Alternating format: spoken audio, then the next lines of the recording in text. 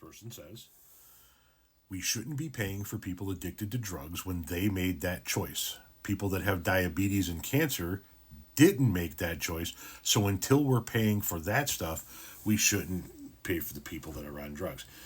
First things first, let me just, if I could interject, what if the diabetes or cancer was brought on by something that they did? What if somebody smoked their entire life and developed lung cancer? Did they make that choice? What if somebody did not eat properly?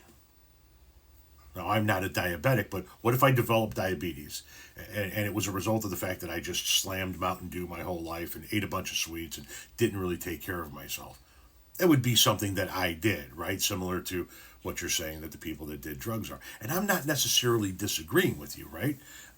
What I'm saying is I don't think you understand what our position is on the left, which is we already want to pay for the people with diabetes and cancer. We want to make sure the people that are fighting drug addiction have the resources and the tools and the care that they need to fight their addiction. But we also want to pay for the people that have the diabetes. So saying we shouldn't be paying for this until we're paying for this to people like us is pointless, because we're just going to come back at you and go, yeah, we want to pay for them too. And what I find, and I'm not saying that this is what you're doing, so please don't take this as being directed at you personally.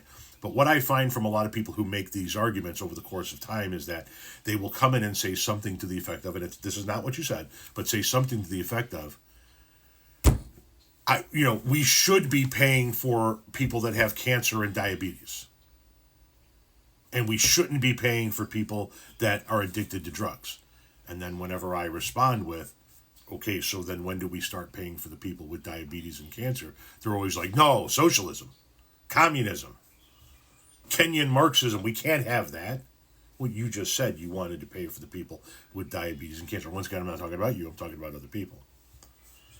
So my retort to your comment here would be, yeah, we want to pay for all of it. We want universal health care. We want our tax dollars to actually work for us as American citizens the way the tax dollars of other people in other free industrialized nations work for them. I'm sick and tired of paying 3, 4, 5 times more for my healthcare and getting worse results than every other industrialized nation, while simultaneously hearing from the people that block the measures to implement universal healthcare about how god-awful great the United States of America is. We're better at fucking everything, by God. We're America. Yet we're not better at taking care of our people. We're not better at making sure that the people in our country have the coverage that they need for the best possible price. Well, I shouldn't have to pay for your coverage. Well, then drop your fucking health insurance, because you're already paying for somebody else's coverage if you have health insurance. But that would be my retort to you is, we already want to pay for this stuff. And if you want to pay for this stuff, then get on board with us. We don't have to agree on everything politically. We can still disagree with each other on gun legislation and abortion and gay marriage and whatever the case may be. But if you actually believe that we should be helping people pay for their care if they have things like cancer and diabetes, then get on board with us to get universal health care.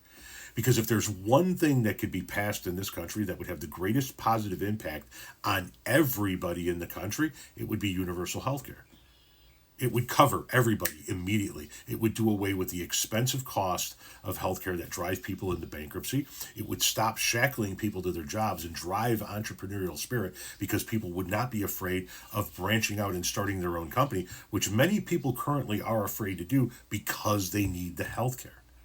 They know how to do their job. They're well skilled. They've got the startup capital. They've got maybe even some people in town that have already said, hey man, you start your business and I'll definitely buy from you, contract you, whatever, but they can't afford the healthcare. So if you truly want to pay for those people, work with us to get universal healthcare, and we can live to fight another day on all of those other issues, but at least we'd all be covered.